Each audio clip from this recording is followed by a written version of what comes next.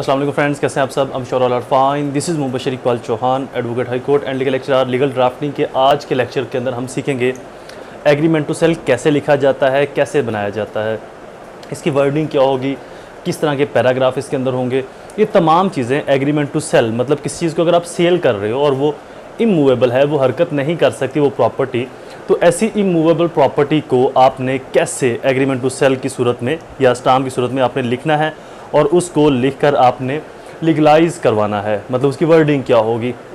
शुरू करते हैं हमारा लेक्चर स्टार्ट करने से पहले एज़ यूजुअल अगर आप मेरे YouTube channel law and communication skills के ऊपर नए हैं तो रेड बटन को क्लिक करके चैनल को सब्सक्राइब और साथ में ही बेल आइकन को प्रेस करके ऑल नोटिफिकेशन ज़रूर कर लें, ताकि ऐसे ही फर्दर तमाम इन्फॉर्मेटिव लेक्चर्स आपकी एक्सेस में रहें और उनके नोटिफिकेशन आपको बर वक्त और टाइमली मिलते रहे। मेरी छोटी सी फीस है, उसको ज़रूर फुलफिल कर दिया करें। ये आपके लिए, मेरे लिए, सोसाइटी के लिए बहुत फ़ायदेमंद है। मेरी फीस आपने 3 स्टेप के अंदर पे करनी है। फर्स्ट, कम से कम 10 रुपये डोनेट कर दें। सेकंड, 2 लोगों की हेल्प कर दें। थर्ड, मेरे और अपने पेरेंट्स के लिए दुआ। अल्लाह ताला उनको सेहत तंदुरुस्ती अता फरमाए। शुरू करते हैं हमारा lecture agreement to sell. Basically जब आपने ये एग्रीमेंट टू सेल के अंदर ज़रूरी नहीं कि आप सिर्फ इमूवेबल प्रॉपर्टी को ही मेंशन करें, आप मूवेबल प्रॉपर्टी का भी एग्रीमेंट टू सेल बना सकते हैं, गिफ्ट की सूरत में या एनी अदर सेल परचेज की सूरत में। हमारे पास एक एग्रीमेंट टू सेल है जो कि मैंने बनाया। मैं उसकी वर्डिंग, नाम, कुछ चीज़ें चेंज करके फिनोमेना की सूरत में आपको सामने रखूंगा। तो आप इसको एग्जाम में भी ऐसे लिख सकते हैं और अगर आप खुद से बनाना चाहें तो आप इसको ऐसे बना सकते हैं। सबसे पहले आ जाएगा एग्रीमेंट टू सेल, मुआहिदा खरीद या फरोख्त। Agreement to sell made today the first day of December 2000 so and so entered into between Muhammad Arshad son of Muhammad Akhtar caste Arai residence Gulbarg Lahore of the one first Lahore and that is called a vendor। Vendor और Wendy के बारे में आपको पहले ही बता दूं, चूंकि ये 12 लफ्ज़ यूज़ होने वाला है। वेंडर कहते हैं उस शख्स को जो फ़रोख्त कर रहा है और वेंडी उस शख्स को जो ख़रीद कर रहा है, या मुश्तरी, एक फ़रोख्त कुनंदा और एक ख़रीद कुनंदा, या मुश्तरी का वर्ड आपने सुना होगा कि मुश्तरी होशियार बाश। ये क्यों कहा जाता है ये भी आपको आगे चल के बताता हूँ कि मुश्तरी होशियार बाश की टर्म क्या है, क्यों इंट्रोड्यूस हुई, इसकी वजह, इसके मुहर्रिकात क्या हैं। तो मोहम्मद अरशाद इसके अंदर हो गया जी वेंडर, और Mohammad Ashiq son of Mohammad Raza caste Arain residence Model Town Lahore, जो कि इसके अंदर हो गया वेंडी, खरीदने वाला। On the other second part, ये सेकंड पार्ट है इसका। Whereas the vendor above name in the exclusive honor and possession of the property bearing number 10 Shadman Colony, Lahore का Bellet residential house comprising 4 bedrooms, TV lounge, drawing, dining room, kitchen, washroom, laws, portion, details और mention। मतलब जो भी एक घर है इसके अंदर जो हम अपनी एक एक्सपेक्टेड प्राइस बताएंगे, एक्चुअल प्राइस नहीं बताऊंगा, जनरली फिनोमेना के तौर के ऊपर एक अफसानवी आपको प्राइस इसके अंदर मेंशन कर दूंगा। एक घर है, उसके 4 कमरे हैं, किचन है 2, 4 वाशरूम है अटैच, टीवी लॉन्च है, पार्किंग है, गैलरी है, डबल स्टोरी घर बना हुआ है। तो ये तो आपने उस जो इमूवेबल प्रॉपर्टी है उसकी थोड़ी सी डिटेल आपने यहाँ पर दे देनी। ऊपर नाम आ गए दोनों पार्टीज के पहले पैरे में, दूसरे पैरे के अंदर थोड़ी सी डिटेल आ गई। अब जो ये पैरा जात है, इन पैरा जात को आपने नंबरिंग नहीं देनी, इनको आपने जर्नल वे के अंदर ही पैरा बना के लिखना। नंबरिंग वाले पैरा आगे आएंगे। तो पहले पैरा में नाम आ गए दोनों पार्टीज के, कास्ट आ गई, उनकी रहायश कहां पर है। दूसरे पैरे के अंदर जो एक्चुअल मुद्दा है, किसके बारे में एग्रीमेंट हो रहा है, वो आ गया कि घर है जी शादमान मार्केट में, उसकी फलां जगह पर, उसके अंदर 4 कमरे हैं, बेडरूम है, किचन है, टीवी लॉन्च है, ड्राइंग रूम है, बाकी आप जो भी उसकी स्पेसिफिकेशंस हैं वो वहां पर मेंशन कर दी जाएंगी। अच्छा, इसके बाद एक नक्शा बनाना है एग्रीमेंट के अंदर। नक्शा कैसे बनाना है? East, west, north, south. East में क्या है जी? ईस्ट में उसके मस्जिद है। वेस्ट में क्या है जी? वेस्ट में उसके फलां शख्स का घर है। नॉर्थ में क्या है जी? नॉर्थ में उसके एक मार्केट है। और साउथ में क्या है जी? एक गली है, पक्का रोड है या पक्की सड़क वहां से गुजर रही है। And whereas the vendor has agreed to sell said property to the vendee above name and the vendee has agreed to purchase the same from the vendor on the term and condition hereinafter described। जो terms and condition है वो आगे describe हो रही है। अब ऊपर agreement के अंदर क्या 2 चीजें आ गई, नाम आ गए पार्टीज के, प्रॉपर्टी की जो उसका नक्शा जात आ गया, नक्शा जात तीसरे नंबर पर है। दूसरे नंबर पर प्रॉपर्टी की हैसियत आ गई कि प्रॉपर्टी है क्या, उस प्रॉपर्टी में क्या क्या चीजें शामिल हैं, कौन से अज्जा, कौन सी एलिमेंट्स उस प्रॉपर्टी के अंदर शामिल है, कितने, अगर इमोल है, घर है तो कितने कमरे हैं, कितने किचन है, वॉशरूम क्या है, क्या क्या चीजें उसके अंदर आ गई। तीसरे पोर्शन के अंदर नक्शा आ गया प्रॉपर्टी का, और उसके बाद बता दिया कि जी जो वेंडर है वो सेल करने पर राजी है, वेंडी लेने पर राजी है, किन टर्म्स एंड कंडीशन पर सेल होगी और किन टर्म्स एंड कंडीशन पर ली जाएगी वो हेयर इन आफ्टर डिस्क्राइब, वो आगे चल के उनको डिस्क्राइब कर दिया गया। अब आते हैं पैराग्राफ के ऊपर, नंबरिंग के साथ पैराग्राफ जो आपने देने हैं। On the parties above name content as under, जो पार्टीज ऊपर हैं जिनके नाम है उनके कंटेंट नीचे अंडर आ गए। The total consideration of demand property after bargaining, so and so bargaining वगैरह की गई, और property in question is mutually fixed at 20 lakh rupees, 2 million rupees. मैं आपको अप्रोक्सीमेटली प्राइस बता रहा हूँ, एक्यूरेट प्राइस नहीं बता रहा। आप 20 लाख भी लिख दीजिएगा अगर आपने एग्जाम में लिखना है। अगर आपका अपना मुआहदा है तो आप उसकी जो एक्चुअल वैल्यू है उसको वहां पर लिख सकते हैं। Out of the sum of 1 lakh rupees, 1 lakh या 100,000 रुपीज पेड। अब ये जो 1 लाख है ये as a token, as a advance जो है वो पे कर दिया गया। Receive by the vendor as earnest money, the receipt of which the vendor does hereby acknowledge, जो रिसिप्ट है वो वेंडर ने प्रोवाइड कर दी, उसके एक्नॉलेज में आ गई है, वेंडर को रसीद मिल गई है। The vendor is exclusive owner in possession of property detail above and the same is free from any kind of encumbrance, embargo in the form of mortgage or any other security, and all the taxes has been regularly paid to the concerned authorities in full and final statement with claim or demand। मैंने आपको start पे एक word बताया था मुश्तरी होशियार बाश, वो इसीलिए कहा जाता है।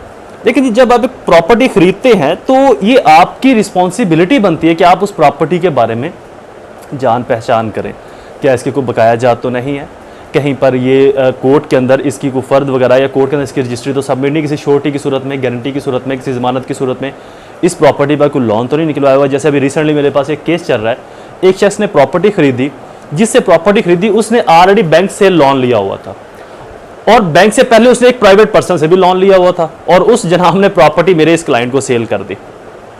अब यहाँ पर मेरे इस क्लाइंट के ऊपर मुश्तरी होशियार बाश का प्रिंसिपल अप्लाई होता है कि जनाब वो पटवार खाने से या कंसर्न डिपार्टमेंट से जाके पता करवाए, LDA से या जो भी उसका मुतलका प्रॉपर्टी से डील करने वाला डिपार्टमेंट है उस इलाके में, उस शहर में, कि ये प्रॉपर्टी के ऊपर कर्जा तो नहीं निकला हुआ, इस प्रॉपर्टी पर कोई लेन देन के मामला तो नहीं, कोर्ट के अंदर प्लज तो नहीं, बैंक में प्लज तो नहीं, और आया ये प्रॉपर्टी इसी शख्स की है जिससे मैं खरीद रहा हूँ। इन तमाम चीज़ों की देखभाल करने के बाद वो प्रॉपर्टी को खरीदे।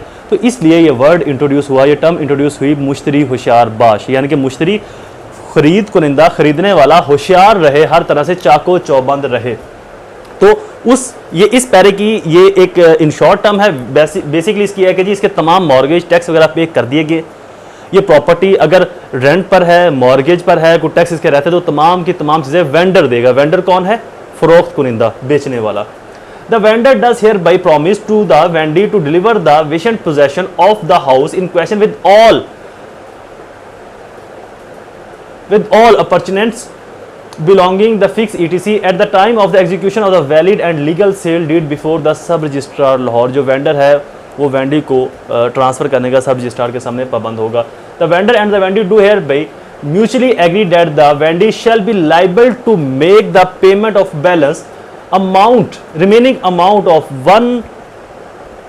19 लाख रुपए, 19 लाख रुपीज, यानी कि 1 लाख रुपए दे दिया था ना टोकन की सूरत में, 19 लाख रुपए बकाया है। ये बकाया पेमेंट जो है वो देने का पाबंद होगा। ₹1,900,000 ओनली, ये बाद में एक ब्रैकेट के अंदर लिखा जाएगा ताकि जो एक्चुअल अमाउंट है उसके अंदर अमेंडमेंट ना हो सके। जनरली हम जब भी कोई फिगर लिखते हैं उसके आगे एक ऐसी लाइन डाल देते हैं, लेकिन फिर साथ में 2 तरीके हैं दगा से, धोखे से बचने के लिए। एक, अगर आपने फॉर एग्जांपल लिखा है 1,000 रुपया मैंने दे दिया है, तो इसको अब 1,000 मैंने ले लिया है, ये ना हो कोई उसके अंदर अमेंडमेंट कर दे, या आपने दे दिया है कि 1,000 की जगह पर इसने 100 दिया या 1 लाख ले लिया। तो इसका बेहतरीन तरीका यह कि उसके आगे ब्रैकेट में लिखे 1,000 जिसका निस्फ 500 होता है, जिसका निस्फ 500 होता है, या जिसका चौथाई 2,500 रुपये होता है 1,000 का, या 10 लाख का 2.5 लाख रुपए चौथाई होता है। तो इस तरह से एक छोटी सी टर्म आप आगे लिख दें ताकि उसके अंदर अमेंडमेंट का खदशा ना रहे, या उर्दू में लिख दें कि 100,000, 200,000 या 1,000,000। इस तरीके से आप उर्दू के अंदर एक या इंग्लिश में एक टर्म लिख दें, जैसे कि यहाँ पर लिखी हुई है 1,900,000 रुपीज़ जो है वो पे करेगा। Before the sub registrar Lahore on the जुलाई 1, जो भी इनका आपस में 2 माह 3 माह का जो टाइम था उस टाइम के अंदर, at the time of the completion of duly registered sale deed of the property in question and the vendor does hereby agree the declare to hand over the vision possession of aforementioned property to the vendee. 19 lakh रुपए जो Wendy है, जो मुश्तरी है, जो खरीदने वाला है, वो वेंडर को देगा रजिस्ट्रार के सामने और इस सेल डीड को रजिस्टर्ड करवाया जाएगा और वेंडर पाबंद होगा वेंडी के नाम पे मुंतकिल करवाने का और उसको पोजेशन भी देने का। 5th paragraph, in case of failure of the vendee to make the balance price of the property to the vendor at the targeted date, अगर जो खरीदने वाला है वो अमाउंट देने में नाकाम रहता है बेचने वाले को, वेंडर को, वेंडी जो है वो अमाउंट नहीं दे पाता फिक्स टाइम पर, July so and so, the vendor shall be within his right to confiscate the earnest money amounting to the 1 lakh rupees already received by him, and in case of vendor does hereby fails to perform his part of agreement by refusing to execute a registered sale deed in favor of Wendy, the Wendy shall have the legal remedy to get the sale deed registered in his favor, filing suit of specific performance against the vendor, and may also recover the damages if any sustained by the Wendy at the expense of the vendor। अगर जो Wendy है, बेचने वाला, लेने वाला है, वो exact time पर पैसे नहीं देता तो ये वेंडर का हक होगा कि वो जो 1 लाख रुपए टोकन दे उसको जब्त करेगा और वेंडी को जो लेने वाला है उसको प्रॉपर्टी देने से इनकार कर दे। अगर वो स्पेसिफिक परफॉर्मेंस का दावा दायर करता है तो उसको वो तमाम हर्जाना जात अखराजात देने पड़ेंगे। ये आम तौर पर ऐसा नहीं होता, ये लीगल राइट की वायलेशन है कि अगर एक बंदा स्पेसिफिक टाइम पर परफॉर्मेंस नहीं करता तो जो बेचने वाला है उसको जो अमाउंट उसने ली है वो अमाउंट वापस करनी पड़ेगी या फिर वो स्पेसिफिक परफॉर्मेंस की मद के अंदर वो उसको परफॉर्म करवाएगा जब उसके पास पैसे बन जाए। एग्रीमेंट की हद तक तो ये टर्म्स एंड कंडीशन काफ़ी ज़्यादा पॉपुलर हैं, बट इन रियलिस्टिक फील्ड इनकी कुछ खास अहमियत नहीं है, चूँकि स्पेसिफिक परफॉर्मेंस के अंदर बहुत ज़्यादा डेप्थ और डिटेल के अंदर चीज़ों को देखा जाता है। The provision of transfer property act bind the parties, जो ट्रांसफर प्रॉपर्टी एक्ट की प्रोविजंस हैं वो दोनों पार्टीज के ऊपर बाइंड होंगी। The term vendor and the Wendy include their heads and successor etc successively for the purpose of this agreement. जो vendor है या वेंडी है उनके जो लीगल हेयर्स होंगे, सक्सेसर्स होंगे, वो इस एग्रीमेंट को मानने के पाबंद होंगे। ये नहीं है कि जी अगर वेंडर या वेंडी में से किसी की डेथ हो जाती है तो जो उनके लीगल हेयर्स हैं, जो उसके बाद प्रॉपर्टी के ऊपर पोजेशन उनका आता है लीगली, वो इनकार कर दे इस मुआहदे से, वो इनकार नहीं कर सकते। In witness were of the vendor and vendee have set their hand to their agreement sign to this deed on the day and year first above written, नीचे वेंडर के साइन, वेंडी के साइन और उसके बाद 2 witnesses, witness number 1, witness number 2, दोनों के नीचे उनके विटनेसेस के साइन आ जाएंगे। तो ये आपकी एग्रीमेंट टू सेल जो आपका है वो रेडी है। इसको आप ऐसे भी एग्जाम के अंदर अगर लिख दें तो परफेक्ट है, आपको 20 आउट ऑफ, अगर आप इसको ऐसे ही एग्जाम में लिखते तो इंशाल्लाह आपके 10 आउट ऑफ, आपके इंशाल्लाह 15 आउट ऑफ 20 नंबर आ जाएंगे। Lecture is complete. I hope ये लेक्चर आपके लिए फ़ायदेमंद साबित हुआ होगा। ऐसे ही इन्फॉर्मेटिव वीडियोस को सुनने के लिए चैनल को सब्सक्राइब करना, बेल आइकन को प्रेस करना बिल्कुल ना भूलें। वीडियो को लाइक ज़रूर कर दीजिएगा, कमेंट्स में अपनी कीमती राय से ज़रूर नवाजा करें। मैं आपका बेहद मशकूर हूँ उन तमाम दोस्तों का जो अपने खूबसूरत अल्फाजों को अपने कीमती टाइम में से निकाल के लिखते हैं मेरी वीडियोज़ के नीचे। अल्लाह ताला आप सबका हामी नासिर हो। वस्सलाम।